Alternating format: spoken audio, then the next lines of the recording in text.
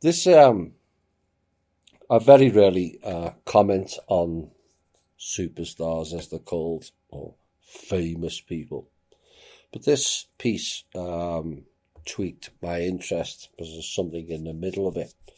Taylor Swift, where she was quoted, "Lately there has been a new shift," which is forecast in this show, of certain companies merging or being submerged, that had affected her personally, that I feel is a potentially harmful force in our industry.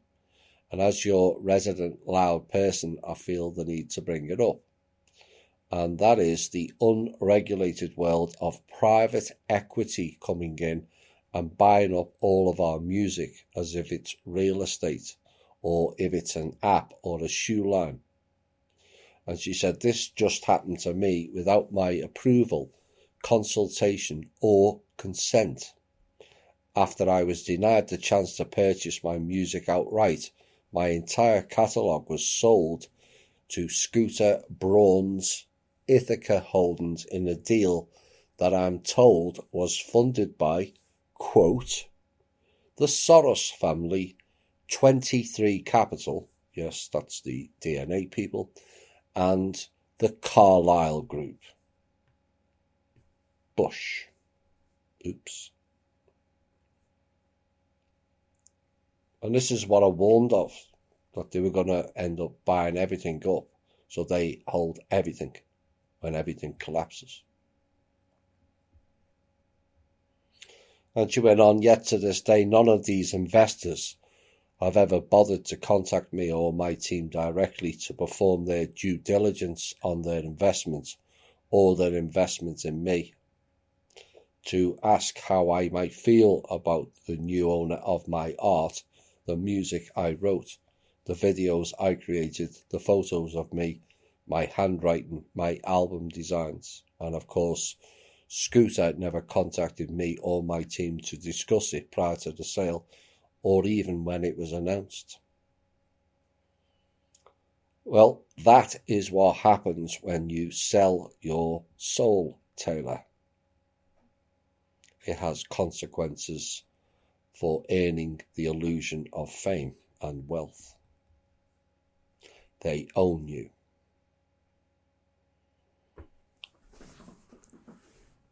We're going to Sweden next, and a piece that I feel is relevant to bring up. And it brings in another of the cooperative business model being better than the core pirate. It brings in feminism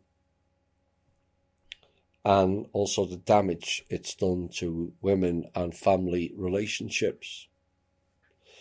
Now, Sweden ranks first in the EU's Gender Equality Index, thanks to certain factors like generous parental leave, subsidised daycare, and also flexible working arrangements.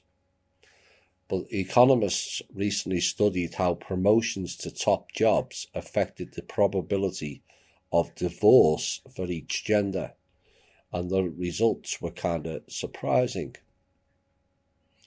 Women were much more likely to pay a higher personal price for their career success. Promotion to a top job in politics increases the divorce rate of women, but not for men.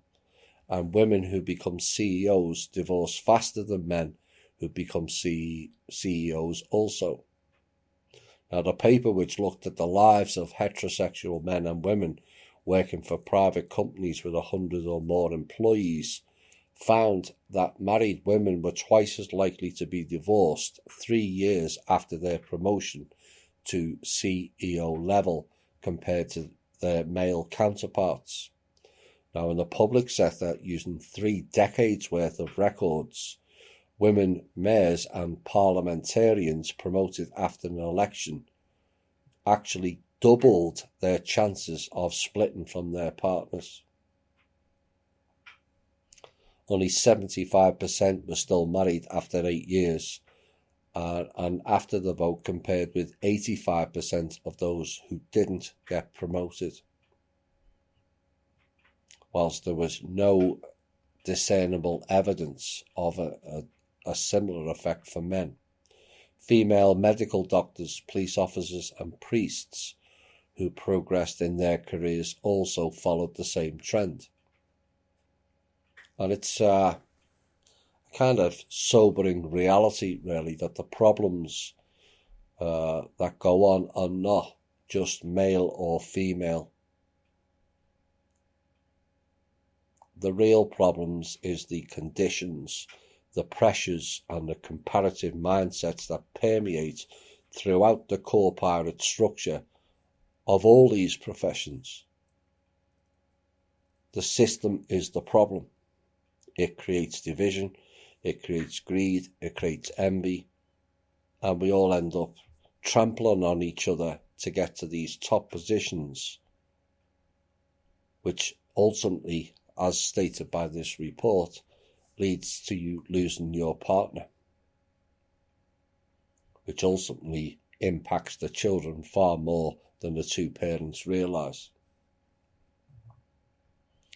And this is why the cooperative-based model will eliminate many of those issues. And the motto will be, think people, not profit. So that's what drives it. The pressure's being put on for the profit margins for the same slimy fat bastards that sit in CEO offices doing nothing. We got a short report of from Africa in a couple of countries, and I'm going to go through it, and I'm going to make a point about Kim in this, which runs along the lines of my earlier complaints of people not thinking or considering at times. I don't think this person meant it that way, but I also need to make it clear. Now, what's going on in Zimbabwe and also Malawi? In Malawi, all the best land was taken by the corporations to grow tobacco. All the forests were cut down to dry the tobacco. And in Zimbabwe, there was a huge drought this year, and in Malawi, there was lots of rain. And what they're saying is they can grow, with the rains coming, they can grow a lot of beans and also vegetables that could help Zimbabwe and the Malawi people. And the report says it doesn't make sense to send them dry beans that they can't cook, as there's no more firewood because they cut all the forests down. But we are able to process them and send them in jars or tins, which is good stuff. Now, they said that they discovered our page on YouTube through Harold Thiers, Thiers, from Germany. And he'd heard about the Man of World Holding Trust and Kim. And the person says he's searching for contact with her, and he would like to present their project about food growing, processing and sending to the very hungry people in the neighbourhoods. He said, I've been in Africa from 2012, since first in the West and the last 5 years in the East, and said nobody in any Western countries wants the African people to be healthy, prosperous and happy. The Rockefellers Foundation designed GMO maize to depopulate Africa. Yes, there is evidence of that. All vaccines are tested here on the children. Yes, we are aware of that, and we've highlighted it. The African people need to get hold of the UN and tell them to sort it out, or throw them all out of the country permanently. The UN are a threat to your very survival in all African countries. They're not there for peace. Or maybe they are, a piece of this and a piece of that, a bit like the Israelis. And all the poisonous food products like Nestle, milk, palm oil, GMO crops. There's banned pesticides and herbicides being used, medical drugs without any clinical trial are all in these African countries.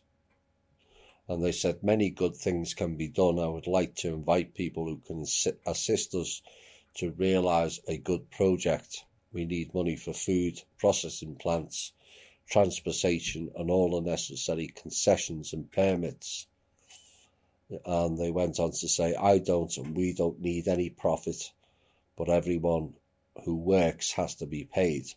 And the time of slavery is over, but not for many African people. You know, it's sickening, really. And it goes back to the previous piece, that 250,000 can chime in over a poor cat, and yet the African people are being ignored on a daily basis. It's all about priorities, isn't it? And that's why I said we're part of the problem. We don't care enough. We've ignored the plights of people for far too long until it happens to us. Then everyone screams, boo murder, you'll have to do something. Well, we should be doing something whether you've got the 5 basics in life or you haven't.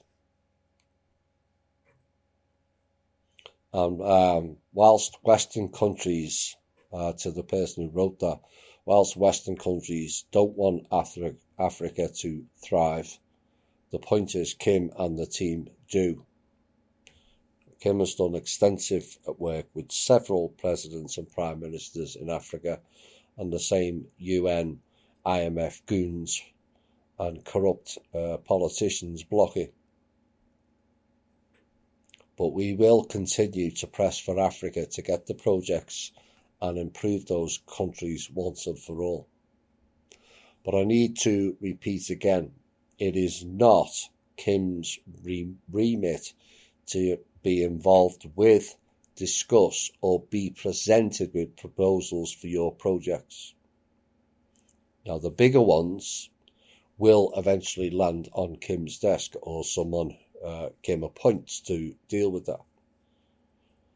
You know, Kim deals with and at the level of CEOs of banks, financial institutions, presidents, prime ministers, heads of state, military generals and agency-based heads. That is her level and theatre of operations.